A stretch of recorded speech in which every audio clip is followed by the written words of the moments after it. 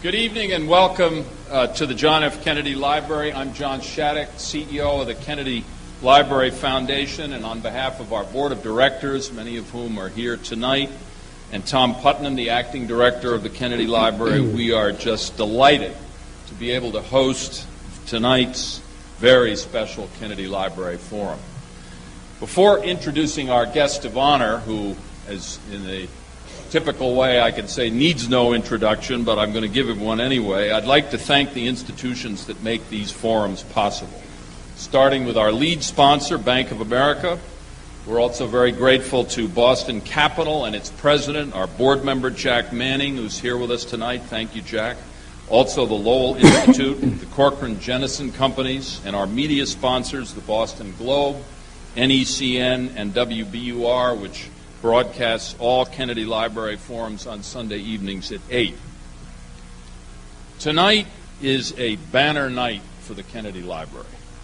As a presidential library, we are proud to attract speakers who are making headlines, but the headlines this week about tonight's speaker tell us that he may be poised not just to make news, but to make history. Our guest of honor is on this week's cover of Time magazine.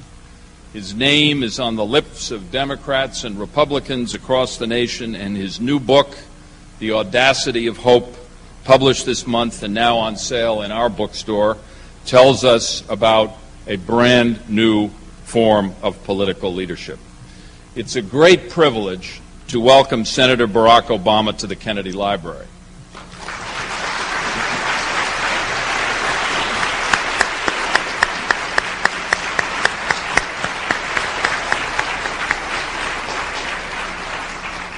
Senator, you are described by the New York Times as, and I quote, that rare politician who can write, and write movingly and genuinely about himself.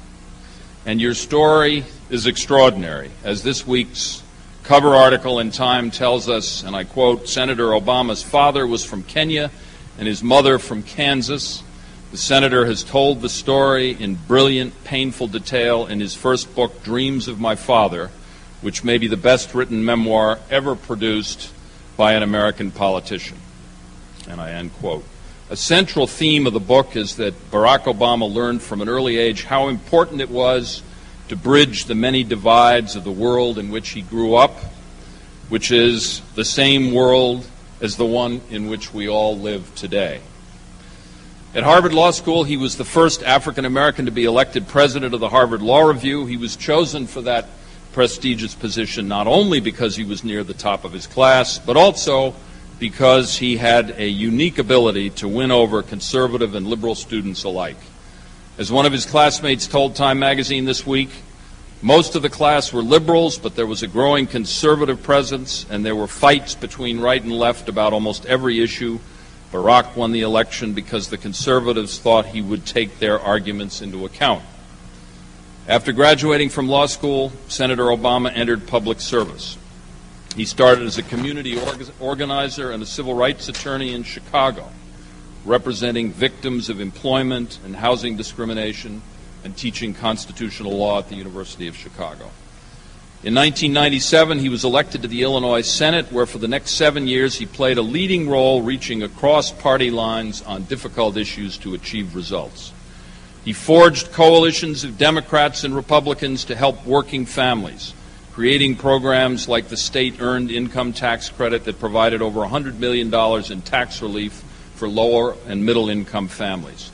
He pushed through a bipartisan expansion of early childhood education, and he worked with law enforcement officials to enact legislation requiring that all interrogations and confessions in cases involving the death penalty be videotaped. On the national stage, he spoke out early against the war in Iraq, and he supported the war in Afghanistan. Here in Boston, he electrified the Democratic National Convention 2 years ago in a keynote address that charted the common ground that unites all Americans. We worship an awesome God in the blue states, he said, and we don't like federal agents poking around in our libraries in the red states. We coach Little League in the blue states, and we've got gay friends in the red states. There is not a black America and white America and Latino America and Asian America. There's the United States of America. Elected in an Illinois landslide to the U.S. Senate in 2004, Senator Obama is now in a position to project his special brand of political leadership on the national level. Leadership based on consensus building, not slashing and burning. Leadership based on listening to opposing views and responding with fact and truth, not destructive distortion. A brand of leadership, I might add, in great demand but very short supply in our political life today.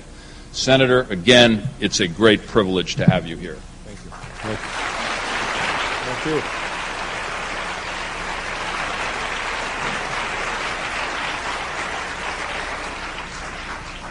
To moderate this evening's forum, we're also privileged to have one of our nation's leading commentators, Bob Herbert of the New York Times. Bob has been a star, as many of you know, at other Kennedy Library forums, and we're pleased to welcome him back here tonight. Bob joined the Times as an op-ed columnist in 1993, and twice a week he helps us understand what's important in politics and our national life. Bob Herbert began his career with the Newark Star-Ledger, where he became a city editor. Before joining the Times, he was a national correspondent for NBC, a founding panelist on Sunday Edition, the weekly discussion program on WCBS, and the host of Hotline, a weekly issues program on New York Public Television.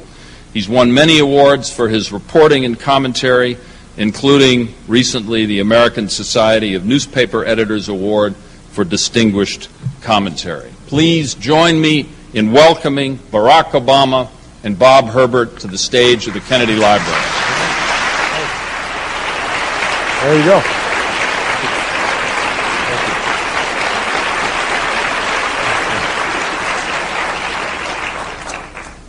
Senator, it's an honor to have you here. I know we're on a tight schedule, so we're not going to waste a lot of time. Members of the audience will see people coming around with pencils, and we're going to take some written questions, and we'll, if we have time, we'll answer a few at the end of the interview. I noticed upstairs, I'm looking at the pictures of President Kennedy, and I recalled from your book that you were born, if I'm not mistaken, in the year Senator Kennedy was inaugurated. Is that right? That is correct. Wow. Are you getting enough attention lately? Well, the first thing I have to say to everybody is I'm sorry I'm late. I had forgotten how wonderful Boston weather is this time of year. And we were delayed in a holding pattern over the skies for about half an hour and an hour back in New York. But I appreciate everybody taking the time and everybody's patience. Let's start with the war in Iraq, which is going horribly, and which is seems to be the big topic in the upcoming elections, and we're very close to them. You were not in favor of the war, but you have not called for a precipitous withdrawal of U.S. troops.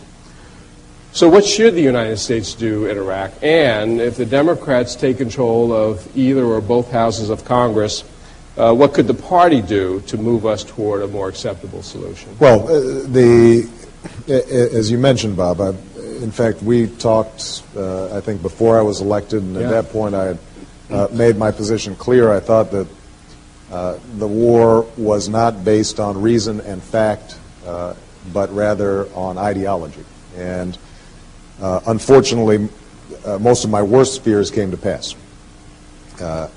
My view had been at the time, and continues to be, that once we were in, we had some obligations to try to stabilize the situation.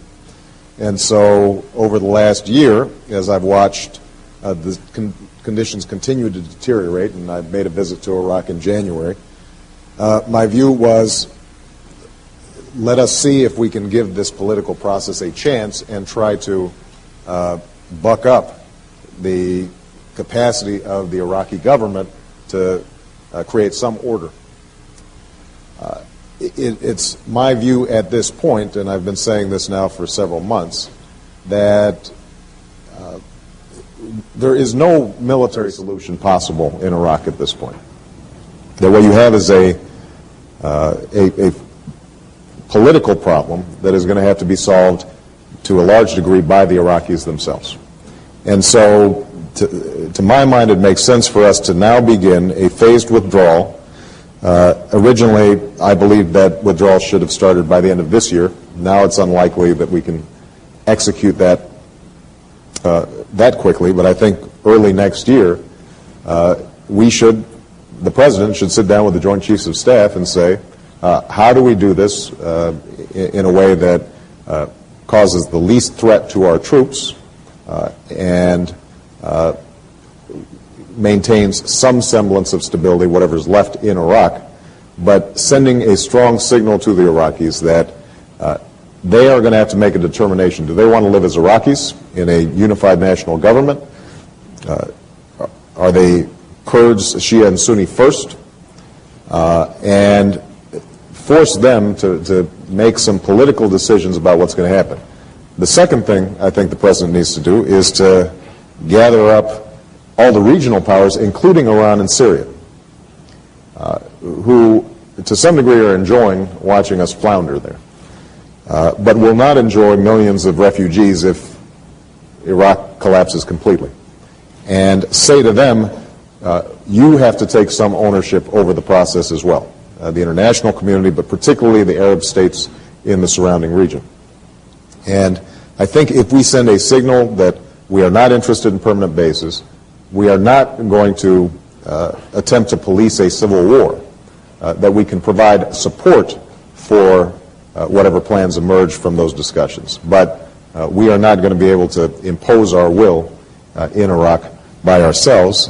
Then we can make some progress. Now keep in mind, and I'll finish up with this, part of the reason I thought this was a bad idea was because at this stage I don't think there are any good options. I think there are bad options and worse options. And there are risks in a phased withdrawal because one can argue that as bad as the situation is now, it could conceivably in the short term get worse. The problem is the alternative, which is to continue on the course that we're on at this point, where what we're seeing typically is when U.S. casualties get high, the administration pulls back troops into the large consolidated bases. The situation deteriorates, we send them back in, and so this month now we're seeing a huge spike in U.S. casualties. That kind of pattern is unsustainable. It's not serving our national security interests, and I think the American people have made it, have at this point made it clear that is not a burden that they wish to bear. And is there a role for the Democratic Party if you take one of the houses of Congress to move the administration or the country along? Well, you know, I think the politics of this election are not only going to embolden the Democrats somewhat belatedly, but I think are also going to cause a lot of soul-searching among those Republicans that remain in Congress. I'm confident at this point that the House is going to go Democratic. I think the Senate is going to be close. I know this is a nonpartisan event, but feel free to apply.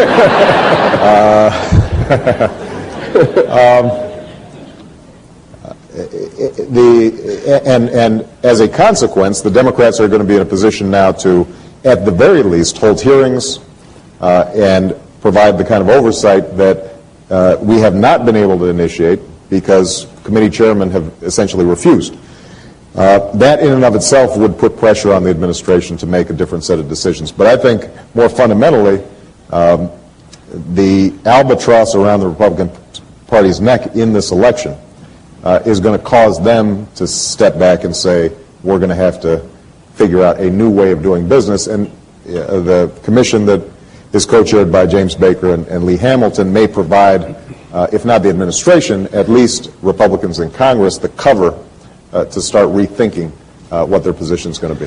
One more question on Iraq, but this also relates to our obligations as citizens. Not too long ago, I went to Tennessee to interview an American soldier who'd been sent to the combat zone 3 times. He went to Afghanistan and then served 2 year-long tours in Iraq. And he made the point that it's a very small percentage of Americans who are bearing the burden and making the sacrifices for this war. Most of us are free to go about our daily business. You can go shopping, go to the mall, do whatever it is you need to do, and it's only a tiny sliver of the population that's enduring the suffering. That seems fundamentally unfair, and I'd like to know what your views are about that. Well, I think it raises 2 points. The first and most immediate point is that, in fact, the burden of this war has been borne by a small segment of the population, and to some degree that's the only reason that we went in there in the first place. Had there been a draft, we would not have launched this war. I think that's fair to say. In fact, one could argue that we wouldn't even need a universal draft if there was a rule that all members of Congress's children were eligible for the draft. There would not have been. We would not have gone in. We can't have that conversation in the midst of war. It's too volatile for us to start thinking about how are we structuring our military and what does an all-voluntary force mean relative to a universal service requirement.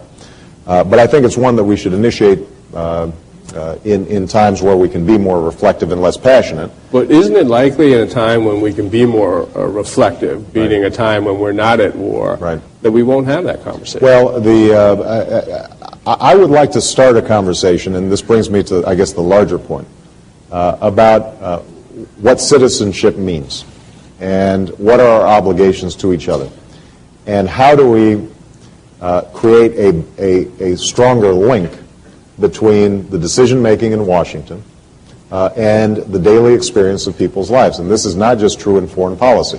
The same is true with respect to the economy. This week we saw the Dow go over 12,000 points. If you're walking down Wall Street, the economy looks great.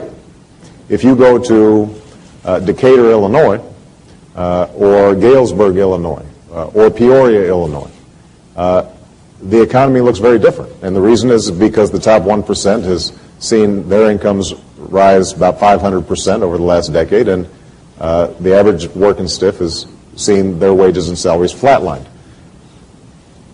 The top 1% is much more likely to participate politically than the other 99%. And so we have these distortions in terms of how decisions are made in Washington. I don't have a magic solution to it, but part of the reason I wrote this book was to suggest that there have to be ways for us to re-engage the citizenry around the project of American renewal, both domestically and internationally. And the first step in that, I think, is to restore some mechanism for honest debate. Because the problem with the Iraq War was the debate was dishonest. The problem with our foreign policy right now is that we have posed the problem as either we're belligerent and the military is the only solution to any national security threats that we have, or conversely that we have this vague multilateralism, kumbaya approach. At least that's how it's characterized in the press and in our politics. And what we have to do is to say those choices are inadequate. And we have to return to the kind of serious policy discussions that characterized, for example, after World War II, when Atchison and Marshall and Truman sat down and said, what are our options given a threat that, by all accounts, I think historically, one would argue, was far more dangerous than the threats that we face now from terrorism. I mean, we had nuclear bombs pointed at every major city in the United States. And yet we were able to negotiate that because there was not only among policymakers a sense of seriousness and honesty about the nature of the threat, how we're going to approach it, and so forth, but also among the population, at least in the early years. I write about in the book that the Marshall Plan involved an enormous PR campaign to explain to people why it made sense for us to invest in Europe and why it made sense for us to build the kinds of alliances that ultimately shaped NATO and allowed us to lock in Japan as a long-term ally in Asia. That kind of conversation, I think, is one that it can't just be left to the wise men in Washington, but has to be something that the population as a whole is engaged in. Now the book, and I have to say, it really is a terrific book. Usually if I'm doing interviews... He's got to say that. No, usually you kind of go out of your way not to look like you're trying to promote the book, but this really is an excellent book. And you've titled it The Audacity of Hope. But, you know, we're in a pretty tough environment right now. We've got this war that we just talked about, which is going badly. You mentioned the stock market. Well, the Dow is at record highs, but a lot of working people are feeling economically insecure. The poor have been literally left behind. And Americans are worried about things like terror and the spread of nuclear weapons. We've got tragic situations like Darfur. A lot of people are really depressed. You seem very optimistic. You've titled your book, The Audacity of Hope. Tell us why we should be hopeful. Make the case for hope. First of all, where I got the title from, some of you remember I actually used the line in the speech that I gave here in Boston. But I actually pilfered it from my pastor. I'm making this confession publicly. He gave a sermon. My pastor's name is Jeremiah Wright. He's the pastor of Trinity United Church of Christ on the south side of Chicago. And he gave a sermon about 18 years ago. I was a young community organizer. And the south side of Chicago, this particular region, this is the far south side of Chicago, had been devastated because steel plants had shut down. This is right when the Rust Belt era was rolling through the Midwest. And there had been massive layoffs, and the communities had been devastated. People were out of work. There was a lot of racial conflict and racial turnover in the area. Crime was on the increase. Usual maladies facing inner city schools. And he delivers this sermon that had a very simple premise. He said, you know, it's actually sometimes easier to be cynical. It's easier to feel hopeless. It doesn't require much from each of us. What's audacious, what requires risk, is to be hopeful, to believe that despite what we see around us, what is, there's this other thing that's possible, what could be. And that idea stuck with me, and I think characterized what not only I've ended up finding most valuable in my faith, but also I think described an aspect of the American character that's pretty fundamental. I mean, there's a reason why in that speech I talked about slaves sitting around a fire singing freedom songs, or immigrants coming from distant shores, not really knowing what it was that they were going to find when they arrived in America, but believing somehow that across that ocean there's something else. And as rough as our history has been, somehow we've continued to have that stubborn optimism that things can be better. And as a consequence of that, the trajectory of this nation, I think, has been in favor of justice and freedom and equity. As bad as things are now, they were worse at many times in our history. Certainly worse for people who look like you and me, worse for the women in this audience, worse for poor people before there was any safety net. And in each juncture, there were a bunch of people who decided, you know what, it's possible for us to come together and solve these problems. And so the basic theme of the book is that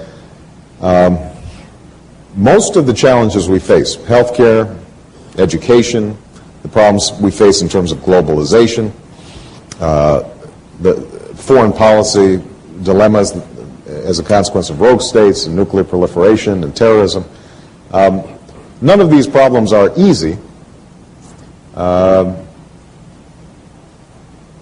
of them, though, are amenable to good decision-making, common sense, practicality, and improvement. And if we can focus our politics around what our common values are and our common ideals are, then it's possible for us to make progress, although progress will always be imperfect. Now, one of the things you stress in the book, it's a theme throughout, is the what you feel is the need to reach out to people who hold opposing views to your own, to try and understand what the other side is talking about, even if you don't agree with it, to reach across the aisle, Democrats, Republicans, etc. But that's not what I want to ask you about right now. I want you to put your partisan hat on. Okay. And we're very close to the election. And why is it, looking from the perspective of the American people, your constituents, why is it important, in your view, for Democrats to do well in the upcoming election? Well, I actually do talk about this in the book, and by the way, I confess in the book that although this book is not balanced, I'm a Democrat. and you know, so some people are going to read it and they say, well, that's not entirely fair, and he mischaracterizes this or that. You know, I strive to be fair, but I still have a perspective. And what I believe has happened over the last 6, 8, 10 years is that the Republican Party has become captive. Now, keep in mind, I come from the land of Lincoln, so I don't think that any political party in our history has had a monopoly on wisdom or truth.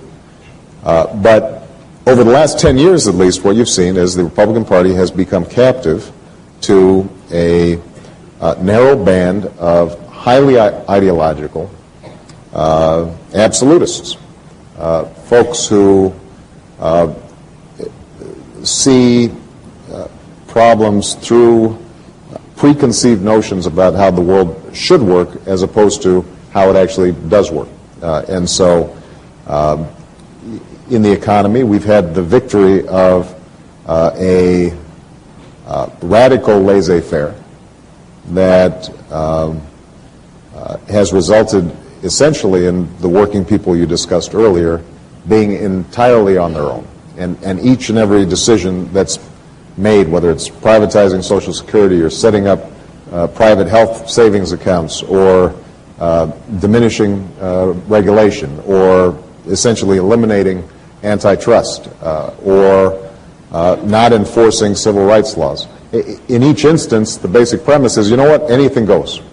And folks will sort it out in some fashion, but the government does not have a role to play in the economy, and that's defined in a very absolute way.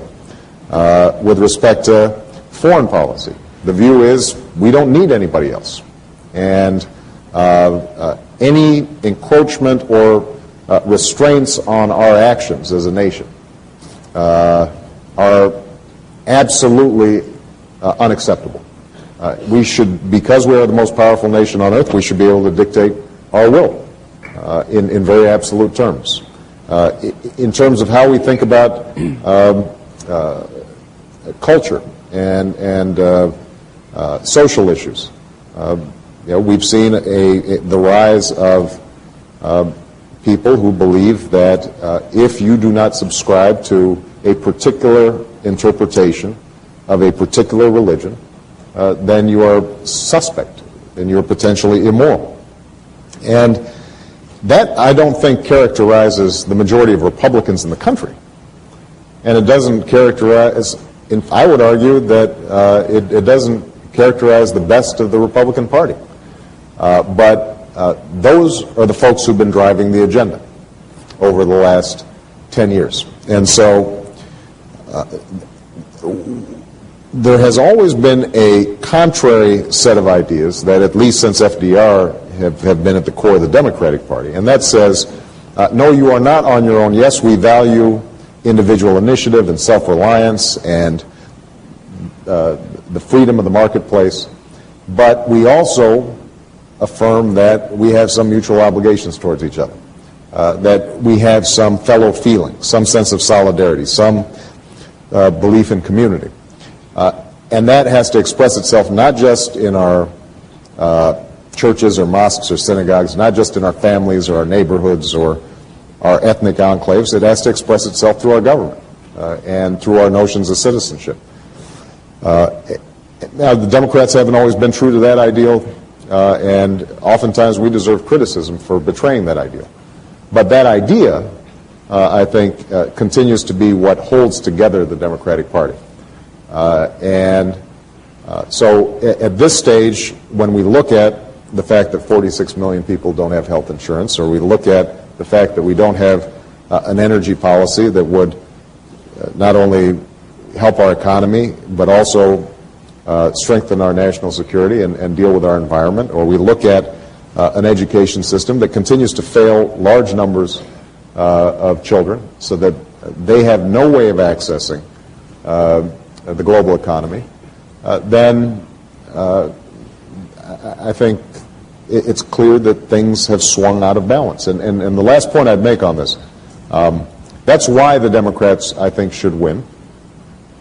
The reason I think Democrats will win is because, as I've traveled around the country, what I'm struck by is a sense of soberness and seriousness among people right now. People want substantive responses to the challenges that we face. And I know that this is a nonpartisan event, but I will go ahead and say, since you asked the question, I think that the election here in Massachusetts for governor is a prime example, where my good buddy, Deval Patrick, has presented an agenda, and the reason people are responding to that agenda and not responding to the usual negative ads that have just been, plastered all over television screens in Massachusetts is because people want to know, what are you going to do about these problems? And you're seeing that all across the country. And that, I think, is a terrific turn of events. Now, it forces then Democrats to actually have an affirmative agenda. Right. It's not going to be sufficient simply to say, we're not Bush. We can't try to flip the script and simply say, all right, as bad as they are, you should vote for us. Because that means the next election cycle, they're going to take it out on Democrats. Well, the election's close. Is that agenda in place? Well, I think the other side's so bad right now that we're going to get through the next 3 weeks.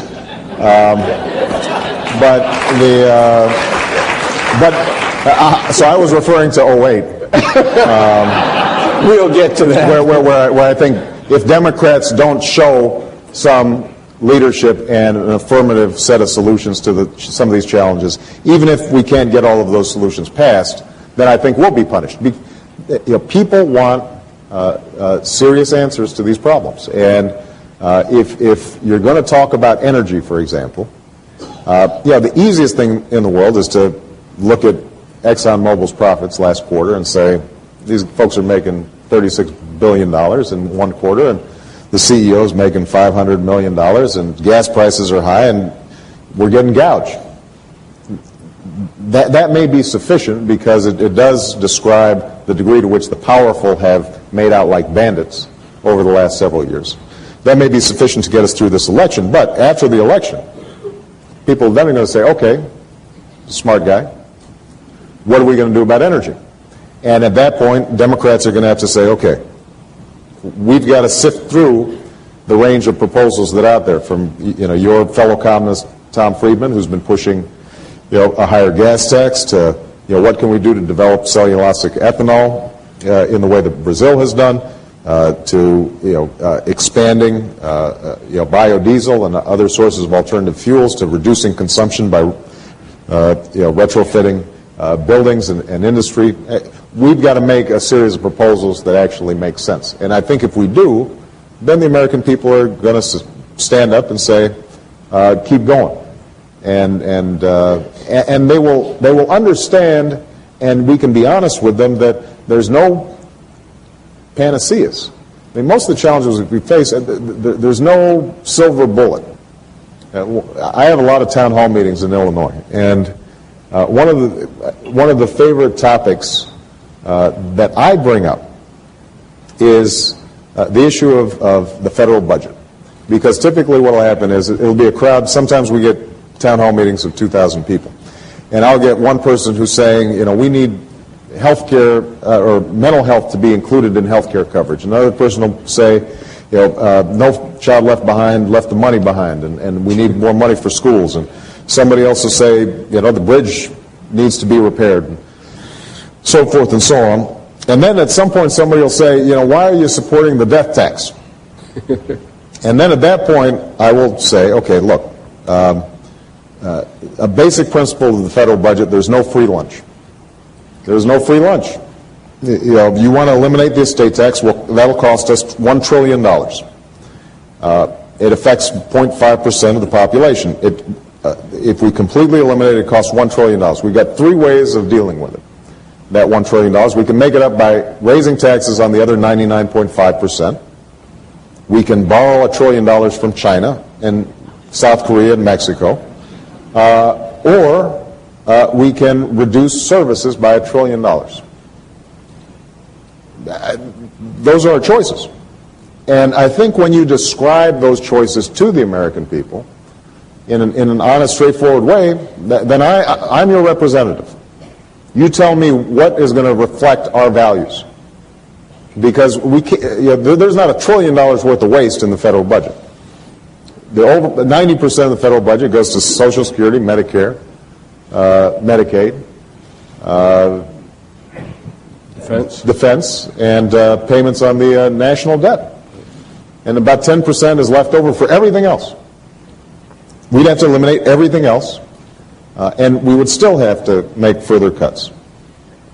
Is that reflective of your values and your ideals? And most of the time, I don't care whether it's a Republican. I'll have these town hall meetings in all Republican, red state areas of Illinois, and people will say, no, that's not what we believe. The first time I met you, you were running for Senate, you were a state senator in Illinois, and you were not well known outside the state of Illinois. And I wasn't well known inside the state. Although I guess by the time we met, I had won the primary. Yeah. So some folks in the state knew me. Well, on my ride over here in a cab in the rain this evening, the fellow pulled up here and he said, what's going on at the forum? He said, and I said, Senator Barack Obama will be speaking. And he just said, our next president, just like that. So, yeah. If the election took place among cab drivers, I think I would have it. He's ready. He's ready. About half of them are from Africa, first of all, so they all have funny names, and so I'd do well. He's ready to work for you. But I watched you on Oprah the other day. You're on the cover of Time magazine. You're in New York magazine. You're on Larry King last night. I check into the hotel and turn on the television, and you're on Larry King. You're everywhere. Yeah, it's a bit much, isn't it? And that's for you to say. That's what my wife says anyway. I am fed up with reading about you. In any event, the widespread assumption is that at some point you will run for president. So my question is, when you think about yourself and the presidency, what is it that runs through your mind? What kind of thoughts do you have about that? Well, look, all the attention is flattering. And as I've said before, if you go into public service, then you want to have influence. Otherwise, you wouldn't do it. I mean, I suppose there's the motivation, just pure vanity can force you into politics. I have found, and I think this is something, as you get older, you discover certain things about yourself that you don't like so much. But every once in a while, you discover some things about yourself that you do like. And one of the things I've discovered that I'm pleased with is that I actually find the attention and seeing my name in the papers and the stuff that feeds your ego less satisfying as time goes on. So the reason you go into politics or any form of public service is hopefully because you are going to have influence. You're going to create some sort of change out there. And obviously the president has the most influence. And so I think it would be disingenuous for me to say, or for that matter, let me tell you, any of the 99 senators who are other 99 senators who are in the United States Senate or any governor across the country, to say at some point they don't think about what it would be like if you had that platform, that unique office. What I then also think is that that office is so different from any other office on the planet that you have to understand that if you seek that office, you have to be prepared to give your life to it. That I said this on Charlie Rose last night. Charlie Rose, I missed that one. Yeah. In case there were folks who were watching, I didn't want them to think that I didn't, I acknowledge I'm repeating myself here. But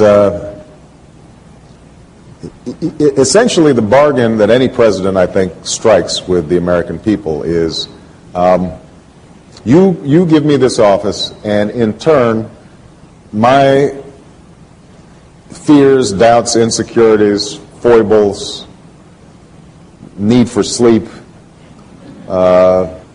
family life, vacations, leisure, is gone.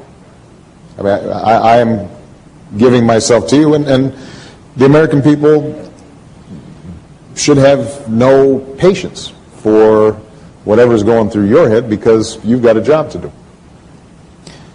And so how I think about it is that you don't make that decision unless you are prepared to make that sacrifice, that trade-off, that bargain.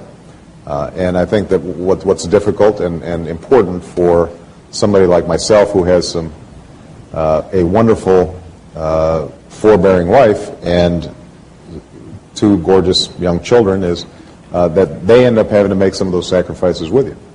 And that's a profound decision that you don't make lightly. I think those who make mistakes, I suspect, in the president's office make it because they haven't fully thought through the dimensions of that choice. Can you imagine yourself at some point making that kind of a commitment? Sure. I didn't say I had. I just said I can imagine myself doing so. Yeah. Have you ruled out running in 2008? At this point, I'm not trying to be coy here. At this point, I really am focused on these next 3 weeks because I'm too tired, and my mind is filled up with too many things. I mean, I literally finished this book, finished session, went on the road starting to campaign for folks. So you have not ruled it out. We'll leave it there. That was his comment. All right, let's see what you guys have come up with.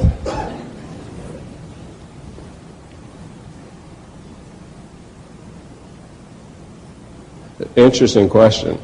In the upcoming election, in the 2008 election, how should we survive the stumbling blocks of wedge issues such as gay marriage and abortion that so often have prevented the success of progressive candidates?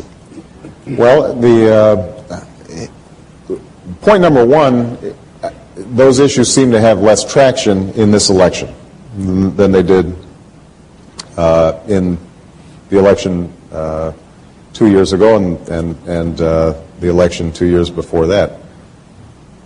And I think that's part of the seriousness that I talked about. It's not that people don't care about those issues anymore. It's just that there are other things that they seem to care more about in this cycle. And that, I think, is a healthy thing. But I also think that it's important for Democrats or progressives of any stripe to engage in a conversation, to be in the space where a lot of these issues percolate. And one of those places is the church, or the synagogue, or the mosque, in places of worship, and in various religious venues. And I have an entire chapter devoted to faith, and the basic argument I make is that we who consider ourselves progressive, I think for at least a generation, have felt uncomfortable talking about religion, in part for fear of appearing intolerant. And as a consequence, we've sort of emptied the space, and it's been filled by the Pat Robertsons and the James Falwells, and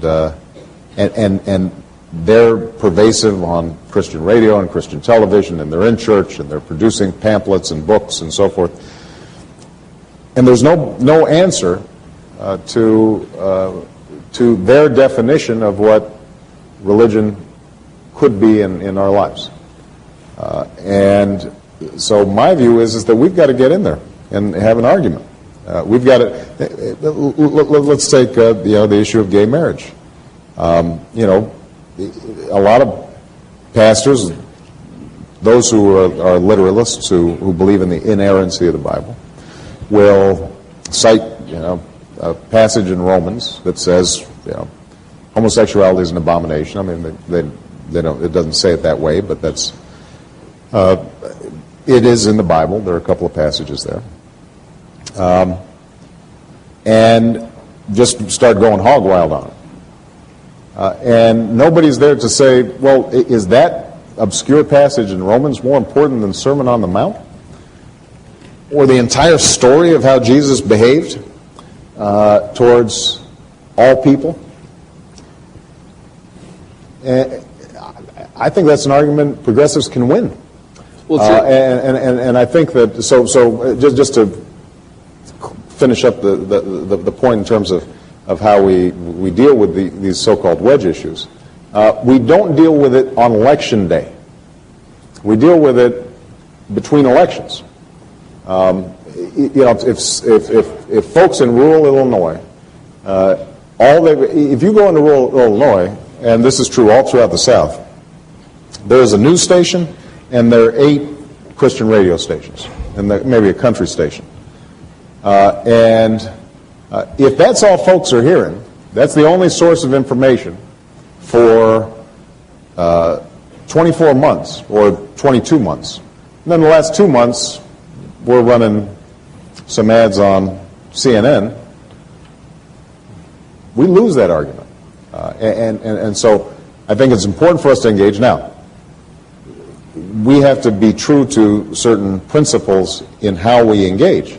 So I believe in church and state, separation between church and state. And as I point out in the book, historically, that's not to protect just the state, that's to protect the church.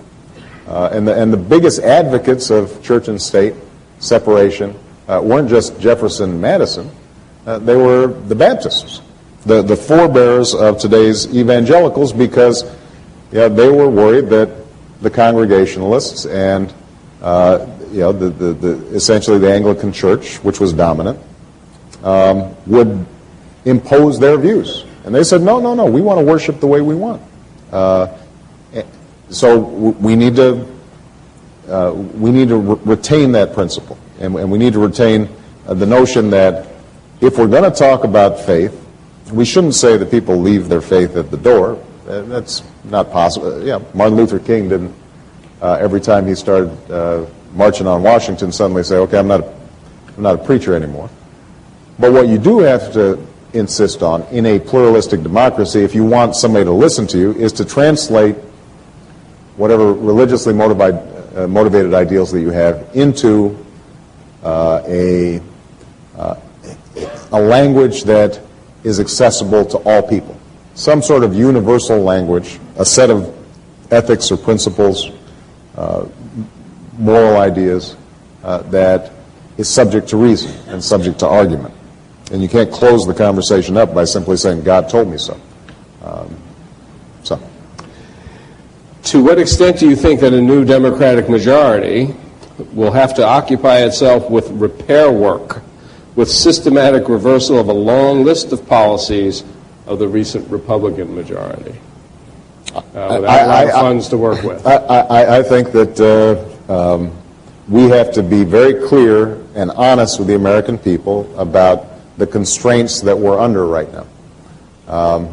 As I said, in terms of foreign policy, just because the Democrats take over, Kim Jong-il is still going to be in North Korea, and there's no easy solution to that problem. Iran is developing nuclear weapons. There are no easy solutions to that problem. And Iraq is a mess. Changes in tone from an administration could make an enormous difference. It's hard for Congress to entirely force that tone. Domestically, our budget is shot. And even if we begin to phase down the troops, we're still looking at tens of billions of dollars going to Iraq over the next several years, even if we phase down our occupation there. And so we're not going to have a lot of pleasant choices over the next couple of years. I think the American people understand that as long as we are leveling with them and not trying to overpromise in terms of what can be accomplished. And the final question, I think, for the evening is give us a sense of what it's like. You went to the Senate at the beginning of last year. Give us a sense of what it's like to be a United States Senator. What was it that you encountered that was surprising when you got to Washington? What was it that was disappointing? And what might have been particularly rewarding? Well, I open up the book by talking about walking into the Senate chamber. And I have the same feeling each time I walk in. Everybody has these little mahogany desks. They're like third-grade desks. So you can't really work on them, but they're very pretty. And some of them date back to 1819. Daniel Webster's desk is still on the floor of the Senate. And if you open up the drawer, the previous occupants of each desk have carved their names in their own hand inside the desk. So it's sort of an early form of graffiti. I don't know who started it. It's like Webster was here. So the tradition began, and so I pull open my desk, and I'll see names like Taft and Simon and Wellstone and Kennedy, Robert, and you realize that you're connected to this amazing history, that you're part of this experiment that's been going on for a couple of centuries, that in no way was guaranteed to succeed. And you can imagine sort of the debates that were taking place around secession and abolition and through the wars and then the filibustering of the civil rights movement and decisions about war and peace. And to be part of that conversation, that's a continuous conversation from the days of the Founding Fathers, is powerful. Now, so that's on the plus side. The disappointment is that most of the time that chamber is empty, except for one or two people who are talking. And I think a lot of folks here are probably aware of the fact that when you hear senators speaking on the floor of the Senate, they're almost always speaking to an empty room, except to the C-SPAN camera. And they may be turning and pretending like they're giving this great oration, but it's all a play, an act. The structure of the Senate, everybody's so busy, and their committees, and the demands of the press, and fundraising, and so forth, and the way the rules are structured are such where it is almost never the case that all 100 senators are on the floor listening to a debate. And when I was in the state legislature in Illinois, every senator had to be on the floor on every bill. And the sponsor would stand up and present it, and anybody could ask questions and force that sponsor to defend their views. And so you'd actually have a sense of deliberation. Now, 9 out of 10 times, the votes were already determined, and they'd go along party lines oftentimes. But 1 out of 10 times, you'd see an actual debate take place, and democracy as one envisions it would occur. And that almost never happens in the floor of the Senate. What you have is passing press statements, essentially, that are never join. And that, I think, is the disappointment. What was the last one? Well, I'll ask you about just one related item, and that has to do with fundraising, which apparently is relentless. And I don't think many Americans really understand how that works and what the implications of begging for money all the time are. So if you just talk a little bit about fundraising. You pick up the phone and you call people and you beg them for money. But you can't do it. But you can't do it in the floor of the Senate. So what happens? So people run off to the Democratic Senate committee office or the Republican committee office, which are close to the Senate, and they beg for money. And the consequences are... How frequently? How often? Well, it's hard. Chuck Schumer's doing it a lot right now, because he's the head of the DSCC. It's hard to say. I don't have a typical situation. One of the virtues of celebrity is my fundraising capacity is higher just because I get a lot of attention. And so it's not entirely fair, but I don't have to go and just work the phones now the way I had to do when I was an unknown candidate, for example. But folks, if they're up, they spend a lot of time doing it. So that obviously distorts, and I write about this in the book, it's rare, obviously we're seeing it in the press, where people just take bags of money and trade votes. I mean, that happens. But the corruption is more subtle. It has to do with the fact that special interests in Washington not only are making contributions, but they have the money to hire lobbyists who are there all the time tracking every piece of legislation for months, and everything moves very slowly. And that's really where they exert the most influence, right? It's the business interest that has a provision in some obscure provision in the tax code that will make them $1 billion, and that they care deeply about, and nobody else cares that much about or really understands. And that can make an enormous difference. So I think one last thing you asked, and that was what gives me the most satisfaction. And as I said, the thing that gives me the most satisfaction is when somehow I've delivered something useful to the people I represent. And it can be some veterans working through a red tape at the VA, and we get him suddenly a $60,000 check for back disability payments that he hasn't gotten. Or it can be a modest measure that I just passed that the president signed to create a website so that everybody can search, like a Google search, what's happening with their money, to create transparency. Or sometimes you fail, but there's still satisfaction. One of the things I was most proud of this last session was the detention bill that the anti-terrorist detention bill that was going to be, the administration's closing argument, essentially going into the fall election. And at the time that started, the conventional wisdom was that you'd only get maybe 8, 10 folks voting against it. And for me to be able to stand up in caucus 2 or 3 consecutive weeks and say, how can we junk habeas corpus? Basic principle of our country, that if the government rounds you up, that you have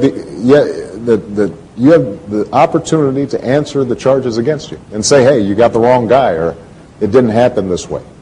And at the end of the vote, there were 35 votes against it, which may not sound like much, but for me indicated a sense that the debate was shifting a little bit. That provides me great satisfaction.